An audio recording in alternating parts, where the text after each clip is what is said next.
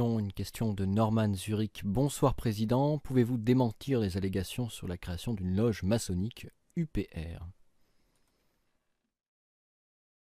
Alors oui, j'ai vu, ça c'est une affaire d'une tempête dans un verre d'eau qui est apparue et qui a été pas mal relayée sur la sphère Internet par quelques officines venant de l'extrême droite. Voilà, j'ai vu que tel ou tel site de presse d'extrême droite a laissé entendre, même pas laissé entendre, que l'UPR aurait décidé de créer une fraternelle à l'intérieur de mouvements, en fait, alors quelque chose qui serait d'obédience maçonnique. Alors aussitôt on a reçu des quantités de courriels de personnes, d'adhérents de l'UPR qui disent de quoi s'agit-il? Alors moi là-dedans, à la fois ça me lasse, ça m'irrite un peu, et à la fois ça me donne aussi un sentiment d'une certaine confiance dans l'avenir. Vous allez voir pourquoi. Ce qui me lasse ou ce qui m'irrite, c'est que j'ai déjà dit 50 fois, et donc ça va être la 51e fois que je le dis, je ne suis pas franc-maçon. Voilà. Donc il y a une presse là qui a dit que j'étais franc-maçon, que c'est ça. Je ne le suis pas. Si je l'étais, je le dirais. Je ne le suis pas. D'ailleurs, ceux qui disent que je le suis n'ont qu'à dire dans quelle obédience, dans quelle loge je le suis. Voilà. J'aimerais d'ailleurs au passage que l'on fasse part, que ces gens qui sont à l'affût fassent preuve du même côté inquisitorial auprès de l'ensemble des responsables des autres partis politiques. Ça, c'est la première chose. La deuxième chose que je voudrais dire, c'est que l'UPR a désormais 31 218 adhérents. L'UPR, c'est la société française dans son ensemble. Il y a à l'UPR des gens venus de tous les horizons, je l'ai dit. Je ne peux pas dire je ne l'ai pas dit. On a des Français qui viennent de l'extrême droite, de la droite, du centre, de la gauche, de l'extrême gauche. On a des hommes et des femmes, des personnes âgées, des personnes d'âge adulte, des adolescents, des étudiants, à partir de 16 ans. Nous avons des gens qui viennent de tous les horizons. On a beaucoup de Français, je ne sais pas combien d'ailleurs, ça serait interdit par la loi de donner des précisions, mais nous avons un pourcentage significatif de nos adhérents qui sont des Français d'origine étrangère, première, deuxième, troisième génération, qui viennent notamment des pays de la francophonie, du Maghreb, des pays d'Afrique, des pays du Moyen-Orient, mais qui viennent aussi du monde entier. Nous avons des personnes qui ont toutes les religions. Nous avons des catholiques, les catholiques traditionnalistes, des catholiques non traditionnalistes. Nous avons des protestants, avec les différentes églises d'ailleurs, en particulier en Polynésie où il y a beaucoup d'églises différentes. Nous avons des juifs, nous avons des musulmans sunnites, nous avons des musulmans chiites, nous avons des musulmans alaouites, nous avons des confucéens, nous avons des hindous, nous avons également des personnes qui sont agnostiques, nous avons des athées militants. Et nous avons aussi, pour parler de tout, en matière d'orientation sexuelle, nous avons des LGBT, comme on dit maintenant, c'est-à-dire nous avons des Français qui sont homosexuels, déclarés, etc. Et nous avons aussi, eh bien, des francs-maçons. Alors je ne sais pas combien on en a, j'en sais rien, je ne fais pas la recherche, mais je le sais, il y en a quelques-uns qui se sont fait connaître à moi, moi je suis franc-maçon. Je voudrais dire ici à toutes celles et tous ceux qui m'écoutent qu'il y en a, moi je reçois parfois des gens d'une intolérance extraordinaire qui voudraient, alors selon les cas, il y en a qui disent « Ah non, non, non, il faut interdire le mariage gay, il ne faut pas qu'il y ait de gays. » Alors il ne faudrait pas qu'il y ait des gays. Après ça, il ne faudrait pas qu'il y ait des francs-maçons. Ah, interdit de francs-maçons. Après ça, il ne faudrait pas qu'il y ait des juifs, il y a des antisémites. Après ça, c'est les musulmans qui posent problème, il faudrait retirer les musulmans. Après ça, ce sont les gens de gauche qui sont pas bien. Donc il faudrait chasser les gens de gauche. Et puis pour les gens de gauche, ce sont l'extrême droite. Il faudrait chasser l'extrême droite. Et puis il faudrait chasser les gens des républicains. Au bout du compte, l'UPR, ça serait quoi? Ça serait quoi? Une cabine téléphonique avec 3 personnes à l'intérieur.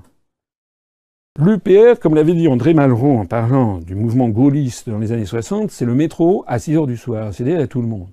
Donc il y a tout le monde. Voilà. Alors, qu'est-ce qui s'est passé dans cette affaire? Je me demandais de quoi s'agit-il?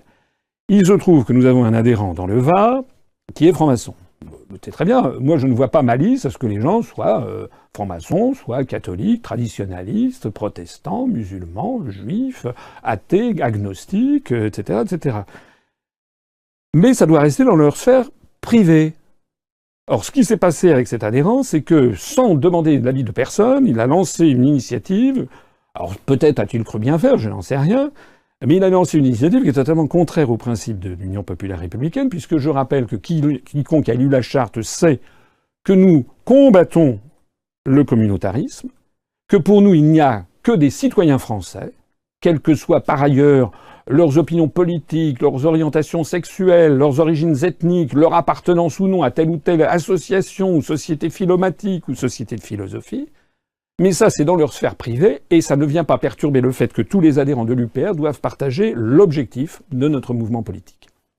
Alors, nous ne faisons pas la chasse à quiconque. D'ailleurs, il se trouve que cet adhérent était connu, était répertorié sans difficulté. Il a pris une initiative qu'il n'a pas proposée au Bureau national. Il s'est approprié les logos du mouvement et il a lancé une fraternelle pour essayer de rassembler autour de lui, paraît-il qu'il y a quelques adhérents francs-maçons. Donc nous lui avons signifié que nous n'étions pas d'accord et que nous lui demandions de retirer tout ceci, qui n'avait pas eu du tout l'approbation.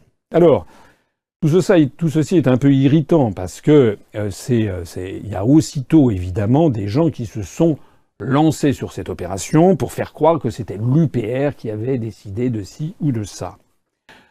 De ce que je crois savoir, cet adhérent donc a supprimé tout ce qu'il y avait. On va examiner le cas avec le Bureau national pour voir si nécessité il y a de prendre des sanctions à son égard, pour avoir notamment piétiné les règles de fonctionnement interne de notre mouvement. Mais vous voyez bien qu'il y a dans cette affaire une volonté d'un certain nombre d'officines d'essayer de nous montrer pour ce que nous ne sommes pas. Et c'est ça qui me donne finalement, comme je le disais en préambule, un certain espoir pour la suite. Parce que ça veut dire que nous gênons. Voilà ce qui se passe. Nous gênons terriblement. Et donc, comme on n'a rien pu trouver sur moi, je ne fais pas de détournement de fonds, je n'ai pas d'affaires de meurtre, je ne fais pas de harcèlement, j'ai un casier judiciaire vierge. Les gens, je peux vous dire que j'imagine qu'il y a beaucoup de gens qui ont essayé de gratter. Ils n'ont rien trouvé. En plus de ça, tout ce que j'ai pu dire depuis 11 ans se révèle exact. En plus de ça, les esprits sont en train d'évoluer rapidement. On en parlait tout à l'heure avec l'émission de Éric Brunet. En plus de ça, je vois arriver à l'UPR des gens de plus en plus nombreux, y compris des personnes qui ont quitté notre mouvement il y a 4 ou 5 ans ou 6 ans, en disant qu'on n'arriverait à rien, qu'il fallait ci, qu'il fallait ça, et puis en définitive, notamment au vu de la réussite de notre manifestation du 1er mai qui revient. Eh bien, tout ceci gêne et embarrasse, donc certains essayent, très probablement, de nous jeter des boules puantes ou d'essayer de nous entraîner là-dedans. Voilà ce que je voulais dire sur cette affaire que j'espère close. Non, je ne suis pas franc-maçon. Non, l'UPR ne pourchasse pas non plus les francs-maçons, parce que ça, c'est un mouvement, ce sont l'extrême droite qui le fait. L'UPR n'est pas un mouvement maçonnique, l'UPR n'est pas un mouvement anti-maçonnique, l'UPR est un mouvement républicain qui entend faire respecter les principes de la République. Tout le monde est le bienvenu à l'UPR, quelles que soient, encore une fois, ses origines ethniques, ses opinions politiques, ses opinions religieuses, son appartenance à telle ou telle association, à condition qu'il laisse ça dans sa sphère privée, son orientation sexuelle aussi, j'oubliais, à condition qu'il laisse ça dans sa sphère privée et que tout le monde se tienne la main dans l'objectif qui est le nôtre, qui est celui de rendre aux Français leur liberté, leur indépendance et leur souveraineté nationale. Faites donc moi confiance, et je voudrais dire ici à tous ceux qui sautent sur n'importe quoi, ceux qui rôdent sur Internet, de faire preuve d'un petit peu de discernement. Ça fait quand même 11 ans que les gens me connaissent. Est-ce que je suis fiable ou pas? Est-ce que je suis digne de confiance ou pas? Si vous pensez que non, eh bien à ce moment-là, effectivement, quittez. Mais ne vous laissez pas intimider, influencer par n'importe quel trollage sur Internet, je vous en prie. On a quand même beaucoup mieux à faire que ça.